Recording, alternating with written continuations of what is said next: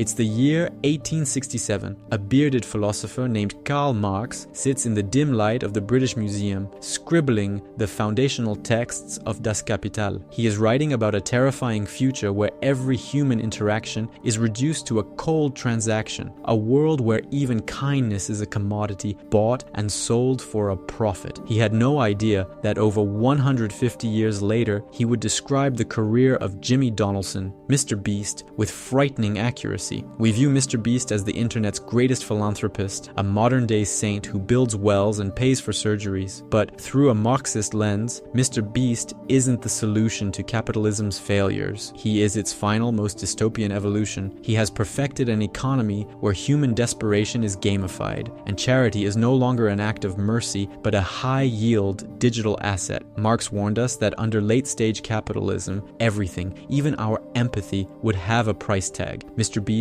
didn't just find that price tag, he built a billion-dollar empire on it. This is how the world's most popular creator perfected the exact dystopian economy Marx predicted over a century ago: commodity fetishism. In the first volume of Das Kapital, Marx introduces a concept that explains why MrBeast's videos feel so mesmerizing yet so hollow. He wrote, "A commodity appears at first sight an extremely obvious trivial thing, but its analysis shows that it is a very queer thing, abounding in metaphysical subtleties and theological niceties. When you watch a MrBeast video, what are you actually looking at? You see a suitcase filled with $100,000. You see a brand new Lamborghini. You see a house being given to a homeless family. To the average viewer, these are just good deeds. But to Marx, these are commodities in their most fetishized form. In a MrBeast production, money is never just a medium of exchange, it is a prop. It is a visual effect designed to trigger a biological response." Marx argued that commodity fetishism occurs when the social relationships between people are masked by the exchange of objects. Think about it. When Jimmy hands a random person $50,000 for staying in a circle, we aren't seeing a social connection. We are seeing a person's value reduced entirely to the cash in their hand. We don't see the systemic poverty that makes that $50,000 a life-altering miracle. We only see the magic of the money itself. The money becomes a godlike entity that solves all problems, hiding the ugly reality of the labor and desperation that created the need for the money in the first place. MrBeast is not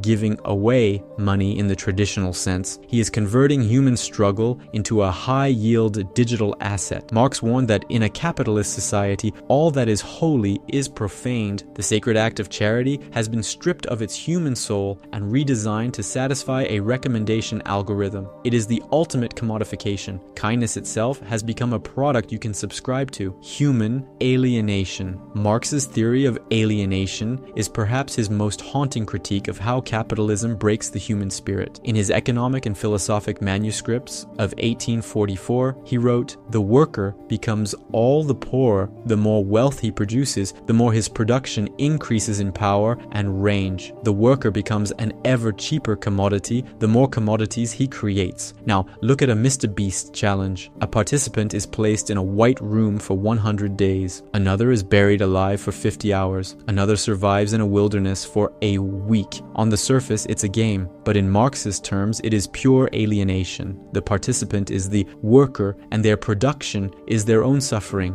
They are separated from their family, their environment, and their basic human needs, all to produce a spectacle for a global audience. Marx argued that under capitalism, the worker is alienated from their species essence, their true human nature. By placing people in sensory deprivation or extreme physical conditions just to pay off student debt or buy a house, MrBeast literally strips them of their humanity to see how much value can be squeezed out of their endurance. They aren't there because they want to play a game. They are there because they are economically coerced. In one video, a man stays in a circle for months to win money for his family. We watch his mental health decline. We watch him weep. This is exactly what Marx meant when he said the worker's labor becomes an object, an external existence that exists outside him, independently as something alien to him. The contestants' pain is no longer their own, it belongs to the Beast brand. It is a raw material like coal or iron, mined from the human psyche and sold to us as entertainment. The more the contestant suffers, the more wealth the video generates. They are a cog in a machine that requires their total alienation to function. They sell their life activity to obtain the means of subsistence, turning their very existence into a game of survival. Exchange value. To understand the genius and the horror of the MrBeast model, we have to look at how he treats human life as a balance sheet. Marx famously distinguished between use value and exchange value. In value, price and profit, he noted, as exchange values, all commodities are merely definite quantities of congealed labor time. Take the video where MrBeast pays for 1,000 people to have cataract surgery. The use value of that act is immense. 1,000 people can now see. It is a genuine good, but in the logic of the channel, the exchange value is what matters. The cost of the surgeries is a variable capital investment. The congealed labor time is the months of planning and editing. The goal, to produce a thumbnail and a title that generates a surplus value of 150 million views. If curing 1,000 people only generated 100 views, the Beast empire would collapse. The mercy is only viable if it is marketable. This creates a terrifying feedback loop. Marx warned that capital must always seek to expand because the cost of curing blindness or building 100 houses is so high, the next video must be bigger, louder, and more viral to pay for the last one. This is the commodified charity loop. It is a self-sustaining microeconomy where the viewer's attention directly funds the next spectacle of wealth distribution. You, the viewer, are the consumer of this charity. Your attention labor is what gives the video value, which the brand then harvests to buy more good deeds. It turns the audience into passive participants in a digital coliseum. We aren't being inspired to help, we are being conditioned to watch. Marx believed that the market eventually turns everything into a quantity. In the MrBeast universe, there is no quality of mercy. There is only the quantity of people helped versus the cost per click. It is a cold, calculated breakdown of the human heart into a spreadsheet. Capital accumulation. Marx's most famous command for the capitalist was accumulate, accumulate. That is Moses and the prophets. He understood that capital is not a thing, but a process. It has to move. It has to grow. If it stops, it dies. Jimmy Donaldson often says in interviews that he has $0 in his bank account because he reinvests every penny back into his videos. MrBeast ends every single month with $0 in his bank account. I mean, at the end of the day, I could spend less per videos if I want to. I'm just focused on making the best videos possible, period. I don't care about making money.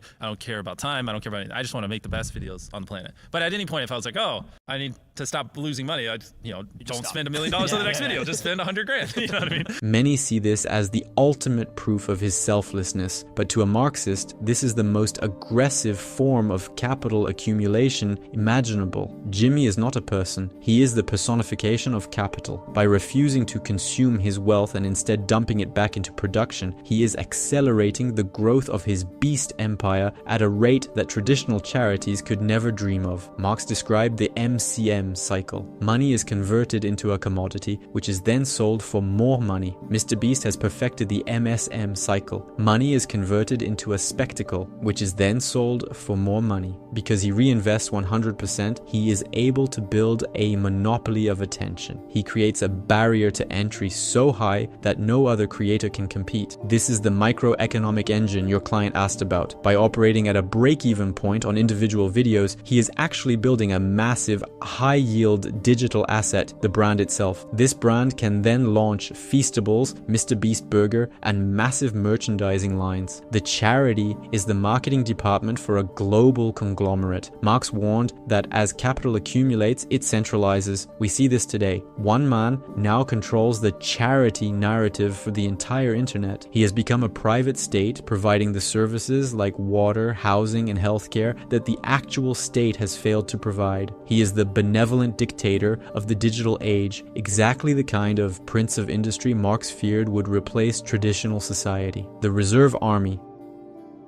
Finally, we have to look at the people who aren't in the videos. Marx spoke of the Industrial Reserve Army, a mass of desperate, unemployed people who exist on the fringes of society. He wrote, "The Industrial Reserve Army, during the periods of stagnation, weighs down the active labor army. During the periods of overproduction and paroxysm, it holds its pretensions in check. In every MrBeast challenge, there are 100, 1,000, or even 10,000 people, but for every person in that video, there are millions more in the comments begging for a chance. Jimmy, please help me pay my mom's medical bills. Like, Jimmy, I'm about to lose my house." This is the reserve army of the beast economy. They are the millions of desperate souls who make the contestants replaceable. Marxism teaches us that the system needs this desperation to function. If everyone had a house, if everyone had healthcare, if everyone had their debt paid off, MrBeast's content would be boring. There would be no stakes. The spectacle relies on the existence of a massive suffering underclass. The reserve army is what gives the video its tension. MrBeast is not a bad person. In fact, by all accounts, he's a very nice one. But that's the point. Marx wasn't interested in whether the capitalist was nice. He was interested in what the system forced them to do. We aren't watching a man fix the world. We are watching a man prove that the world is broken beyond repair.